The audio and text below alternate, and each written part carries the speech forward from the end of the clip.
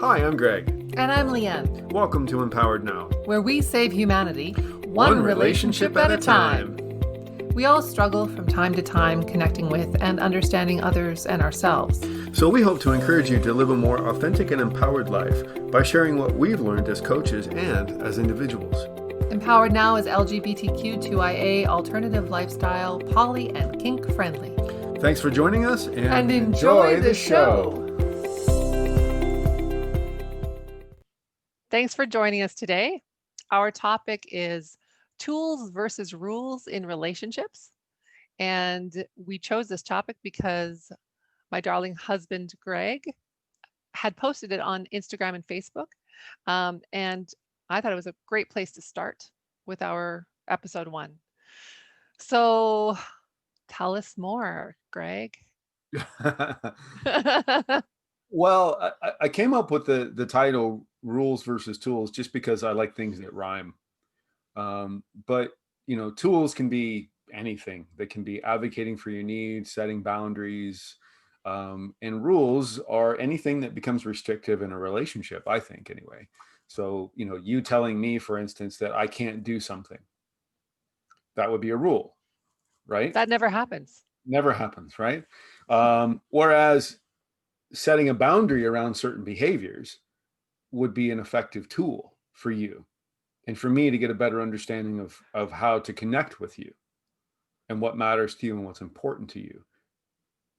Okay, so let's just talk about rules for a minute. Sure.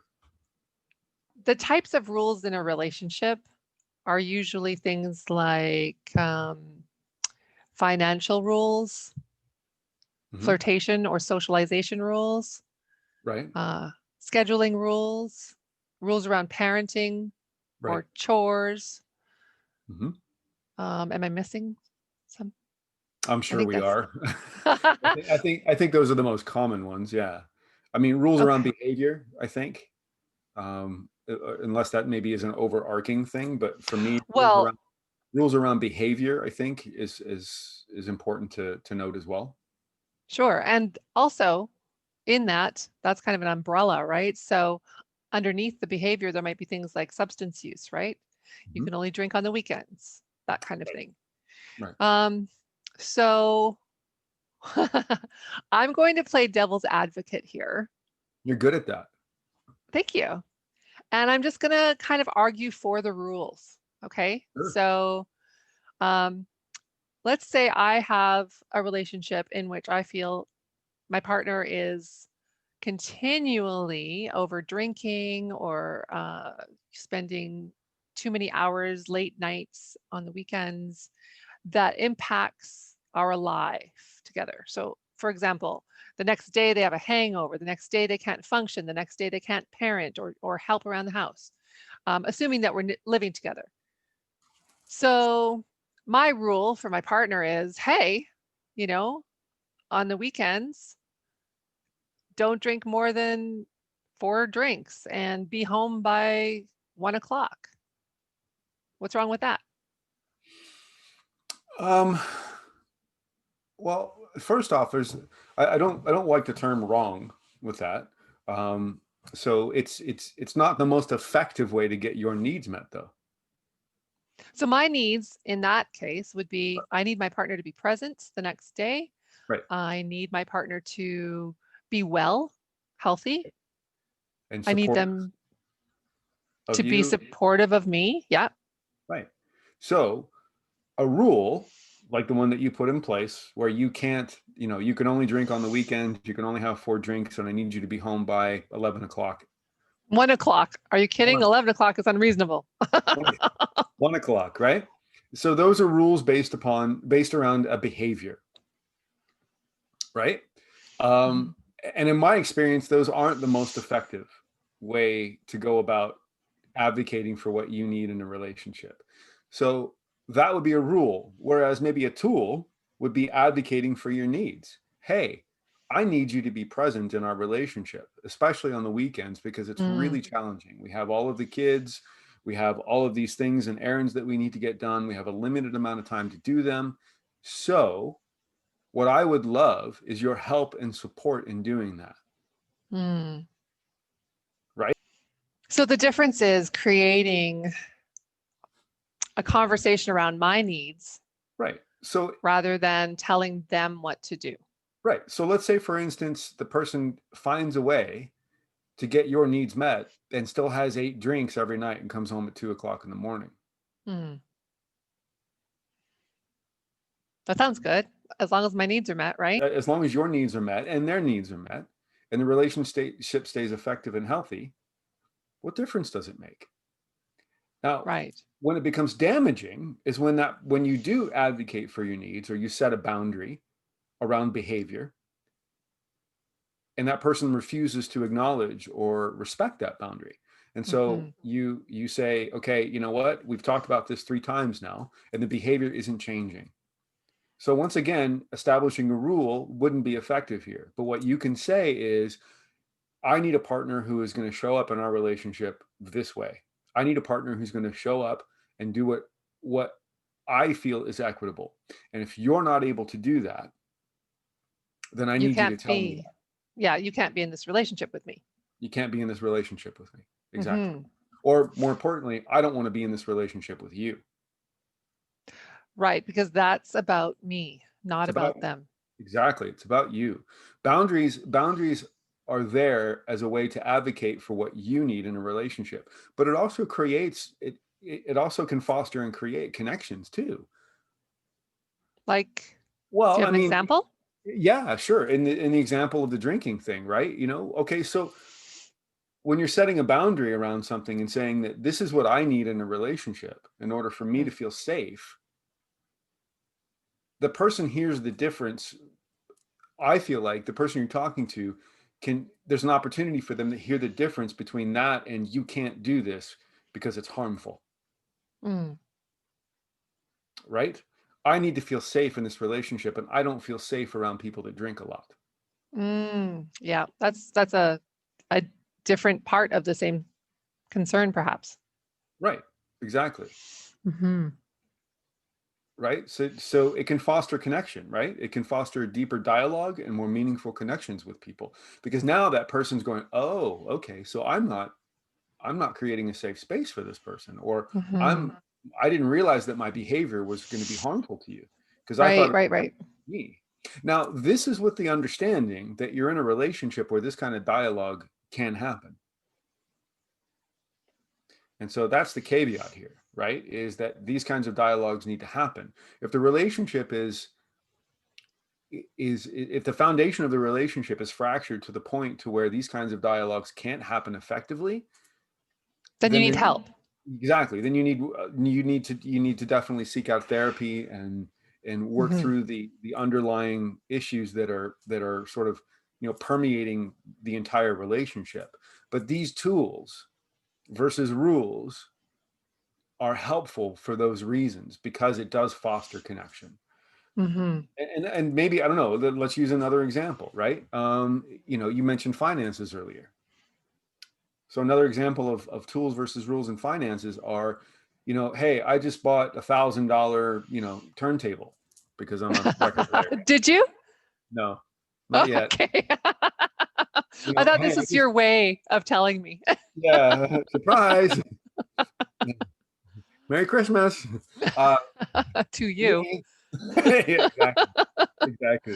Uh-huh. No, but let's say, I just bought a $1,000 turntable and I didn't tell you about it. Thanks for not buying the $2,000 one. Yeah, I they appreciate that. exist. I Uh, want them badly. oh Um, dear. yeah. So the point is that, how do you navigate that in a tools versus rules world, right? Right. I just bought this. Okay, so a rule would be you can't make any big purchases over X amount of dollars without my consent or my involvement or whatever. And Hmm. that to me feels fairly healthy, right? It does. It feels fairly healthy to me. So there might be situations where, yeah, Okay. Would that be better phrased as, in order for our household to run financially, we need to agree that we're not going to spend over X amount of dollars in any given month? Yeah, or you could say something like, we need to agree that we're going to discuss all purchases over X amount of dollars. Great. So it's more of an agreement than a rule. Exactly. Yeah, and agreements are another kind of a tool. You have boundaries and then you have agreements, right? Hmm. Agreements are very popular in polyamorous and ethically non-monogamous relationships. Uh, Hmm. and I feel like they should be just as popular in any kind of a relationship, whether it's Duh. platonic, whether it's romantic. Yeah, exactly. But we often don't look at it that way. We often, in monogamous relationships, we don't see those kinds of agreements, right? In Hmm. our platonic relationships with friends and family, we don't see agreements happening a lot, right? Yeah. At least not that I'm aware of, anyway. So, So yeah, go ahead. so that so that could look like, hey, the agreement is, in this case, is that we are going to discuss all financial matters of $1,000 or more, or $500 or more, and then we're going to sit down and we're going to lay out the pros and the cons, and then we're going to make a decision about that together. And then, further to that, we're going to respect that decision, whether we end up agreeing with it or not. Because that's part of making agreements, oftentimes, is Hmm. I want $1,000 record player, but you see absolutely no purpose in having $1,000 record player. Right. None at all. Right? Or I want $500 worth of shoes, and you see no reason why I should be spending that kind of money Hmm. on shoes. Right. But I could also say, hey, you know what, honey, look, if I bought that $1,000 record player, I could sell the one that I have now, which I could sell probably for $500. So now that $1,000 record player is now only $500. And you're recycling. Awesome. I love it. Yeah, very good. Or you could say, hey, I want to spend $500 on shoes. And I could say, okay, great, sell some shoes. Sell the ones that you never wear. Right, exactly. You know, Yes. the 29 pairs of shoes that you don't wear. That are That, actually piled up right beside you in that office right now. yeah, right here, in fact, right there. Right. So yeah, Yeah, we are in separate rooms, by the way, but we do live together. We yeah, just felt that this would tell give us the anybody. opportunity to look at each other and also have better sound And quality. look at So, you. Look at the people in the world that are right, watching. and share our faces Right. with our YouTube audience. Right. Exactly. So, Exactly. So, an agreement so is another tool. yeah. So agreement would be another tool. Okay, so we've got Absolutely. boundaries, we've got agreements. Right. Um, and when we were making the boundaries, we were advocating For our for needs. our needs. And you can advocate for needs even when making agreements. Right. Right. The other Yes. another really effective tool is scheduling. Mm, Right. I mean, super important. how many times do we hear, like, from our clients and stuff, that they don't spend enough time with me, or they don't, Right. my partner doesn't do this, or my partner never seems to be present in our relationships, or they're always on their phone, right? All those kinds of, Yes. right? So a rule would be you can't use your phone during dinner, Right. right? That would be a rule. But how could we turn that into a tool? So I could say I would feel better if our dinner time, if during our dinner time we could focus on one another. Okay, why? I got work to do. So that I feel connected to you, so that you can take a break from your work for a few minutes and relax. Okay, good. Does that sound good? Sure. Yeah, absolutely. So that would be an agreement then. The agreement is that we agree, you and I, that we won't Hmm. use our phones while we're at the table Yes. eating Are dinner, we right? making that agreement right now? Is that is It's been an agreement for me for a while. I'm just I teasing. I try I to know it avoid has. I try to avoid that. But the way the schedule could come into that is that, hey, this is scheduled time for you and I to connect when we're eating dinner, right? Yes. That's the schedule piece, right? The other schedule piece could be, you and I are entrepreneurs, so we're constantly running around. We don't have 9 to 5 days anymore, right? We have clients Hmm. at 6 and 7 o'clock at night, and so on and so forth. And so, scheduled time for you and I looks like we try to set aside every other night for each other.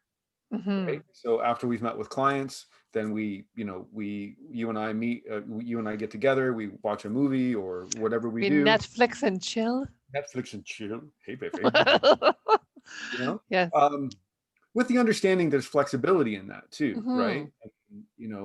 I'm a very much an introvert, and I like my alone time.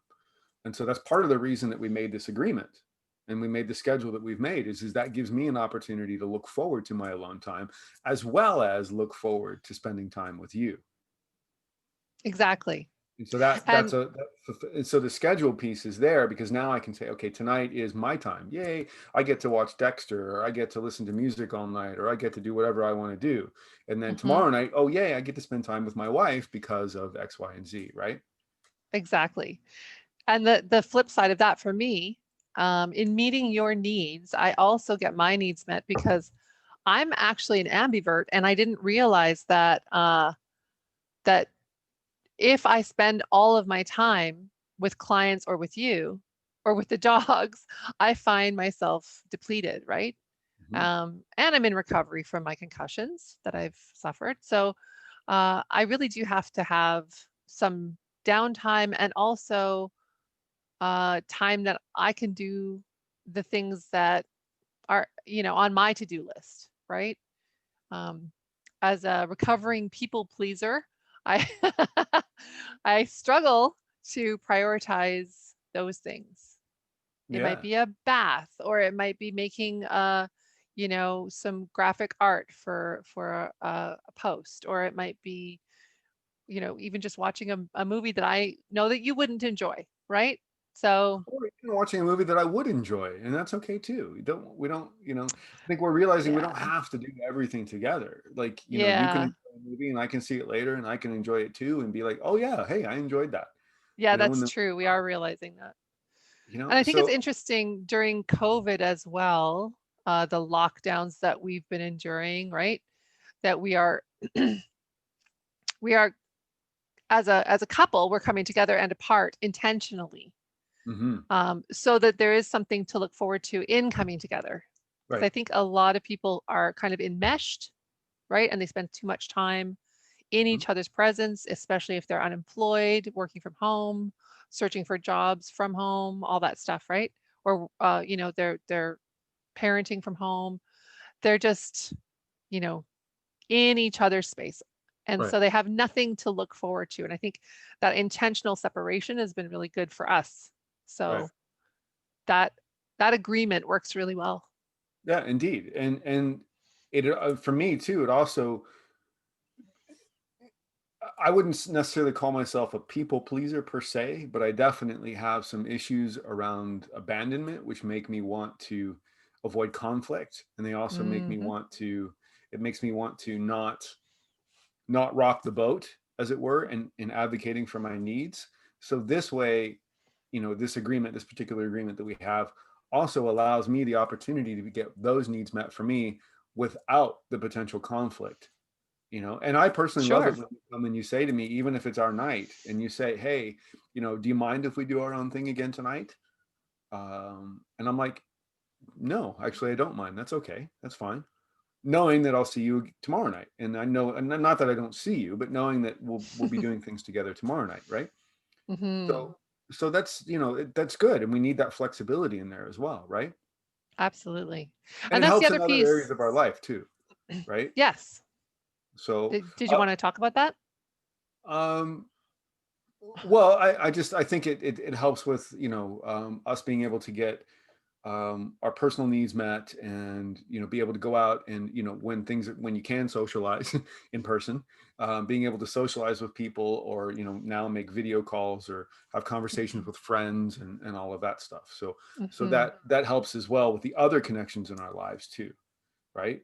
Because we can dedicate time to making those FaceTime calls, those Zoom calls. Yeah. And being present with those people and not worrying about whether or not my partner's needs are being dismissed in some way.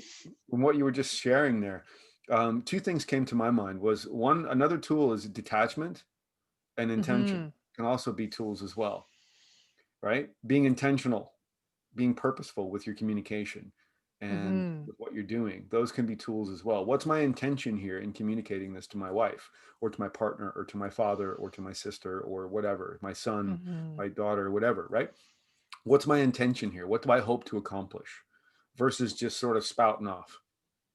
Well, and with that intention can be transparency too. Like you can say, this is about meeting my needs, right? Mhm. To anybody. You can Right. say that to a child, who's able to comprehend that. Mommy Right. needs some alone time right now. I Right. think I used that with my daughter Ivy. I was like, I need a timeout. Mhm. So Exactly. so the And intention is important, and you can be honest about what that is.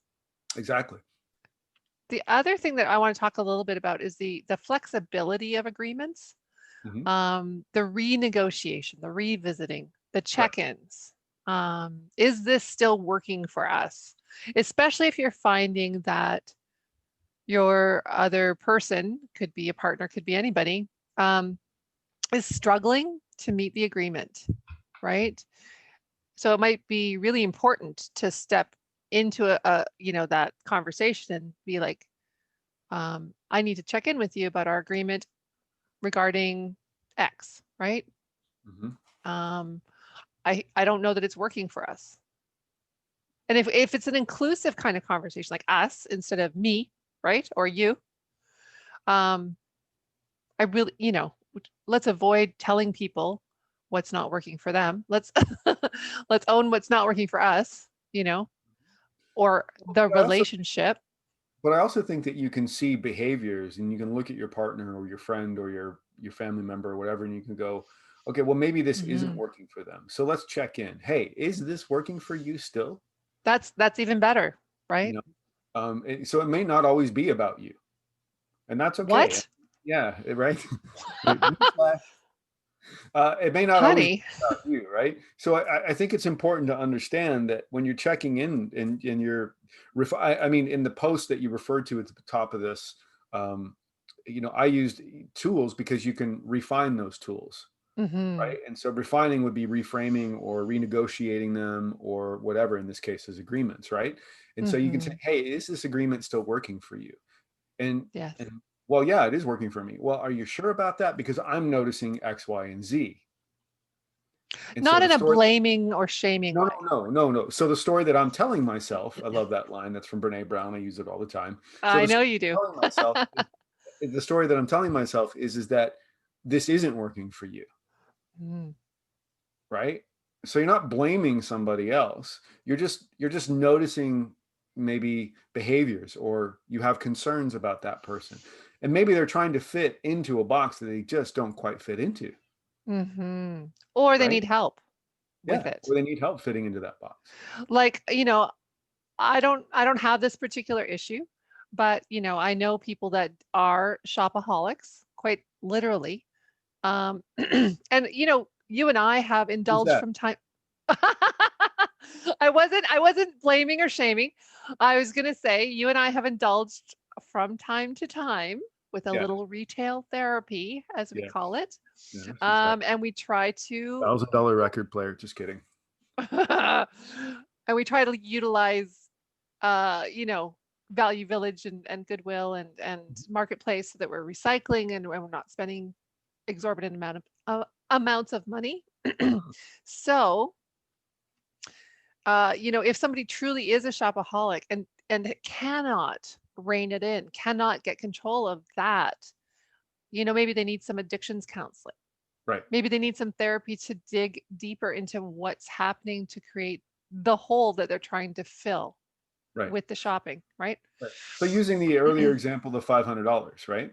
Or the $1,000, like, as a couple, we agree that we're not going to make any purchases over $500 without consulting with the other person. Right. So that's the agreement that's been made. So the shopaholic would say, okay, well, I've made I've made 100 purchases of, $100 each. So I'm okay because it's still under that $500 threshold. Right? So then you or I, whoever, or the other person in that relationship could say, hey, we have this agreement in place where we're not supposed to Mhm. spend $500 or more without consulting the other person. However, I think we need to tweak that a bit. because I'm noticing that there have been many purchases of $100 going over that threshold. So now we Mm-hmm. refine that agreement, and then we say, okay, so in a month, the agreement is in a month, it's no more than $500 Right. per person, right? So you can give a stipend, or I hate the word allowance, but you know what I mean? Like you can agree to a set amount of purchases within a given month or a time frame. And Mm-hmm. then if that doesn't work and the person is indeed a shopaholic, then and they're not recognizing or realizing it, then you could say something like, hey, look, I think we need to go to therapy over this because it's Mm-hmm. still out of control and we're not meeting our bills, and this is becoming damaging and starting to crack the foundation in our relationship. Right. Right.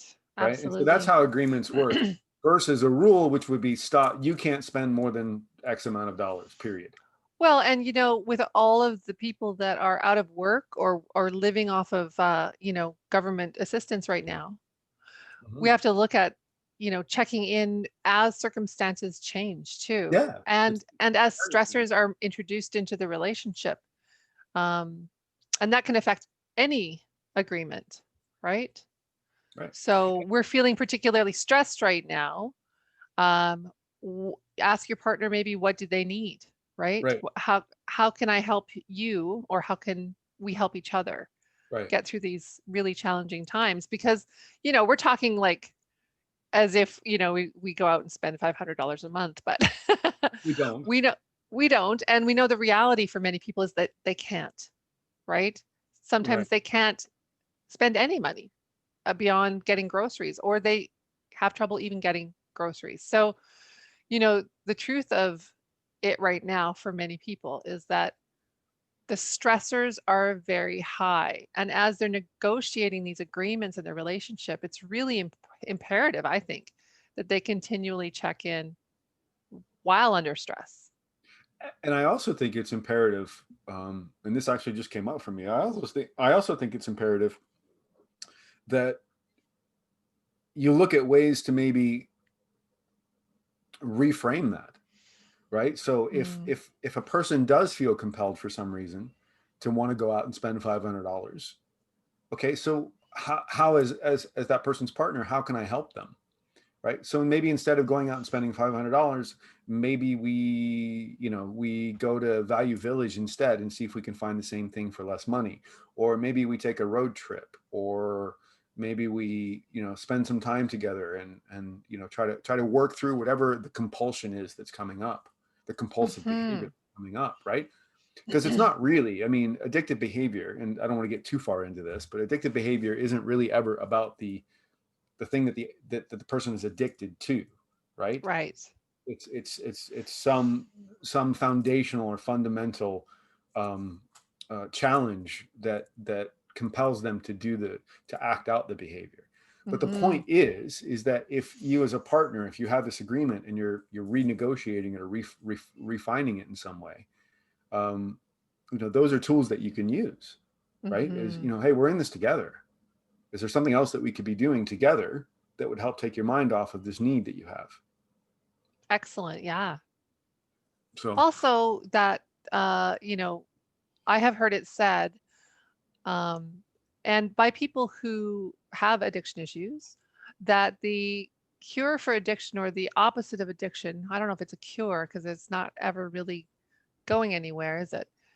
It's part of your life forever. But the the opposite of addiction is connection. And so what you're saying is find other ways to connect that mhm. might help fill the hole that is driving the need for the addiction. I just got goosebumps actually. That's wonderful. Awesome. I don't think I've ever heard that before, but that's cool. The other thing that I think happens too when we take a look at rules versus tools, and this is just coming to me, is this idea that rules create codependency. Right. Rules can create unhealthy relationships that become codependent because your behavior now directly makes me feel a certain way. That's the narrative that we use, right? Right. So if you continue to act this way, then the codependency is that somehow I'm letting you down, or the codependency is that I can't go do what I want to do because I now have to take care of you. Or the impact of your behavior on me is severe, right? I'm reacting. I'm always reacting to your Yeah, behavior. exactly. And Hmm. you never have the opportunity to take care of yourself and get your needs met. Or respond, like calm down, calm the nervous system down and respond, right? Or you don't feel So, safe enough to do it. right. And so that comes from that mindset of control Hmm. over others versus what we actually can control, which is ourselves, Hmm. right? So the mindset of I want to control your behavior and you're not complying gives me stress and anger and Right. resentment, right? Beautiful. But it would be healthier to look at it as when those behaviors occur, I have choices that I can make about my behavior, Hmm. my reaction to that, my response to that, which might be to set up some boundaries, set up some agreements. It might be to leave. It might be to not participate. So, for example, if um, a partner really likes to socialize, but it makes you uncomfortable, or you don't particularly like the people they socialize with, to step away from that. So that's a boundary that you're setting up to protect your feelings in the matter, and That's a you're not really good one too. yeah, you're not subjecting yourself to a bunch of people that you really are not enjoying. Right. Um, And that's a really good example, because I think that codependency piece comes into yes. play in a lot of ways with partners and stuff when it comes to your friends, right? Your friends are my friends, right? So Mhm. I'm obligated to go out and hang out with them, or else they're going to think I don't like them.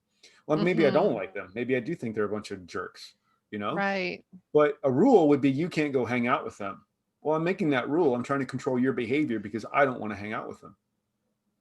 Right. And when you do go, I'm resentful. Right. Right. Right? So a tool could be, hey, you know what? I respect your friendships. And even though I don't like those people, I don't want to hang around them. So that's a boundary for me, So right? My I will boundary stay is home that, and you will go. so I will stay home, or I will go hang out with my friends, or Even better. and you can go hang out with these people, right? Which leads me to the next point that came up for me, which was detachment, Hmm. right? I feel like tools create healthy levels of detachment, Yes. right? And this is something that you and I talked about early on in our relationship, when Yes. I was struggling with jealousy and all of that stuff, right? Um, and we talked about the concept of detachment. And most people, I don't know, you spoke so well about it, so maybe you can enlighten the world about what you see detachment as. Because Enlighten. Yes. Let me enlighten the world. woo-hoo, you got that halo happening now. Actually, just turn your chair a little bit this way, and then the light will look like a halo, and it'd be perfect. No. Done. Um, well, for me, the teaching of detachment comes from Buddhism, and that I don't quote me on this because I probably have it wrong, but the teaching is something along the lines of attachment is the root of all suffering, right? Or expectations, either one. And and detachment is is the way to peace. It's the way that we can find calm in being on our own and having autonomy over ourselves, and recognizing that others have autonomy over themselves, Hmm. and that we cannot be attached to whether or not they will behave the way we want them to. And further to that, That's that the expectation part. exactly, exactly. And then if their behavior isn't what we want it to be, that it impacts us, we allow Hmm. it to impact us in such a negative way that it becomes unhealthy for us. So that's where that detachment piece comes in, right? Yes, yes. Ultimately, that reaction, right, fires up your own nervous system. You can't sleep. You can't eat. You're upset. You're the one who's suffering. Yeah, yeah, exactly. So, if we're able to detach from expectation and recognize, their right to behave how they want to behave, Hmm. and recognize our choices around boundaries and agreements and our own behavior, it really relaxes the nervous system. It does, absolutely. Yeah. Um, yeah, and I think the more I stepped into this idea of detachment and dropping my expectations of other people's behaviors and even my expectations of how they saw or viewed me. Mm, And I'm not mhm. there. I mean, I still deal with that every day. It's like I put on a fucking shirt and I'm like, okay, yeah, okay. Do I like this one?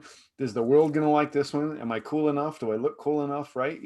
So we still have those expectations and those hopes and those desires that people are gonna dig us and like us.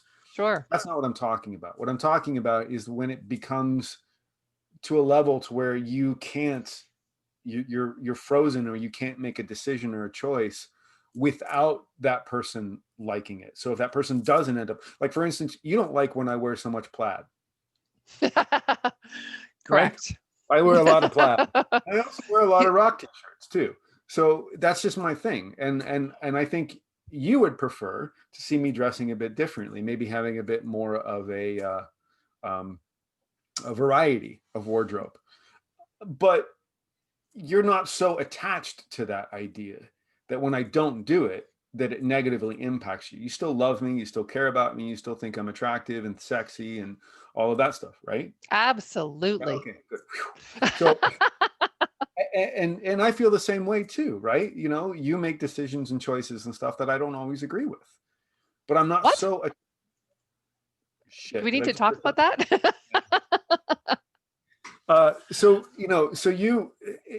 But that's okay and that's healthy, I think. But we're not so attached to each other that we identify with everything that the other person does. Yes. And that's a very interesting piece. Esther Perel talks about that in one of her TED Talks about infidelity. She talks about how uh, what used to be the case with couples is that their identity wasn't wrapped up in each other necessarily. Um, and we've become more and more attached to one another because we are, less community oriented. We are, more bound to our homes. We are more reliant on our partners to become all things to us, right? I don't know where I was going with this. What did you start with? Identity. We don't identify. Identity, right. And she was saying it impacts, just like you said, your identity when your partner, strays from the relationship or does something that you don't approve of. It calls into question who you are, Right. where that's really unhealthy. That's not helpful to you as an individual. You are um, your own person, and the more that you can step into your own likes, dislikes, hobbies, needs, and owning that and advocating for those things and giving them time and attention and nurturing, just like you would your relationship, the more you'll be able to weather those storms. Hmm. Yeah. Exactly.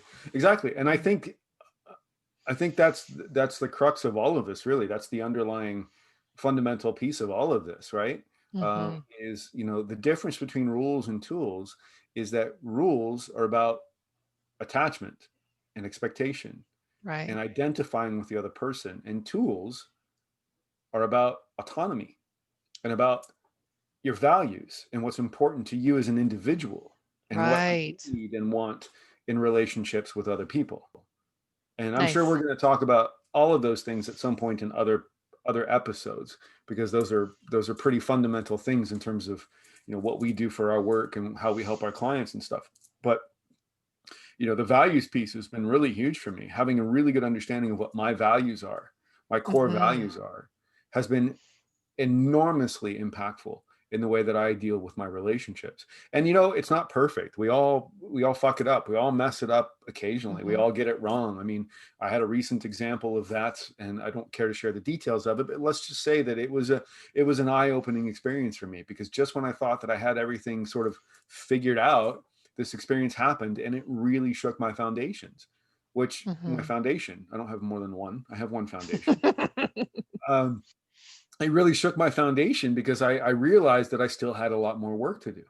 Mm-hmm. around my values and my autonomy and my expectations of other people's behaviors. So, Right.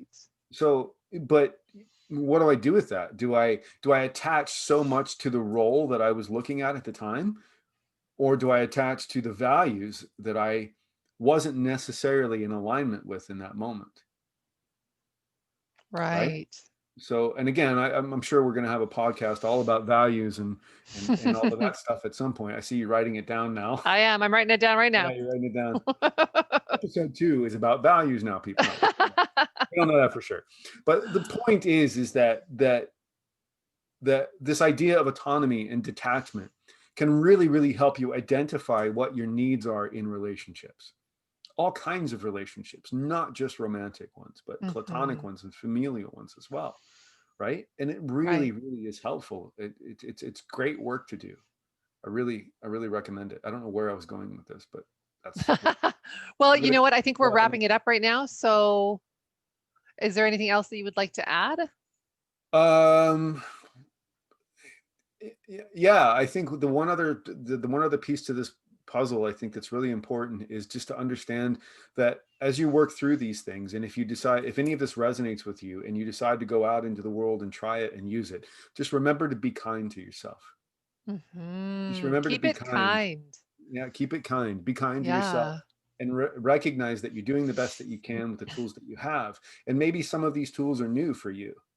And just like, the first time you picked up a new tool, and started to use it, a new phone, for instance, or, Mm-hmm. whatever, you kind of fumbled around with it for a little bit, right? Yeah, you're rolling your eyes, technology, right? For like 3 weeks. Yeah. Yeah, exactly. And that's perfectly okay. Those That's bitches are perfect. hard to master. Yeah, they are. Yeah, they are. Um, and that's the other piece too, is that it's harder for some than it is for others. So maybe Mm-hmm. your partner's grasping this a little bit quicker than you are, or you're grasping it a little bit quicker than your partner is.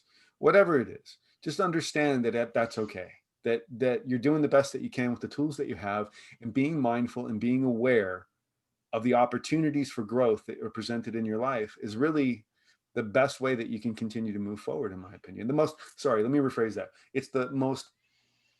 It's the healthiest, most effective, and helpful way to move forward. Well said. Thanks. So just a quick recap. The tools that we've been talking about today are advocating for your needs and setting boundaries, communicating those needs during check-ins with your partner, making sure that those boundaries are still working, um, and agreements, using agreements rather than rules. Um, as a unit, kind of approaching the problem together and not blaming, not shaming, Mhm. owning what you have control over, and giving autonomy to your partner. Right. And then I also think, I mean, I don't know, maybe these are subset of rule or tools, but I also think the detachment, the intentional, and communication in and of itself can be a tool to use as well, right? The way and Yes, how. huge Yeah, umbrella though, hey? that's a whole other podcast, I think. But That yeah, is, yeah, for sure. yeah. But I'm writing it down. I'm yeah, writing it down. effective communication is also a tool that you can use as well. And I think that's kind of maybe the umbrella of what all of this is about, is how do you effectively communicate your needs and wants and desires to your partners or to the people in your life, so that Hmm. you're showing up in your relationships seen and heard, and you feel seen and heard by other people. And they do as well. Exactly. Right. Awesome. Thank you so much, honey. That was a great episode 1. Yay, us. Yay, we did it. That's wonderful. I Empowered really Now enjoyed it. has launched. That's right. It is launched. It's in the stratosphere. All right. Thanks for joining us today. Yeah, thank you very much for joining us, and have a wonderful day. We'd love to hear your comments, questions, or topic suggestions, and remember to subscribe. And you're invited to join our Facebook group, Empowered Now Relationship Support and Advice for All. You can reach out to us on our websites at gregmillion.com And leannemillion.com. or follow us on Instagram at gregmillion.lifecoach. And at Leanne Million.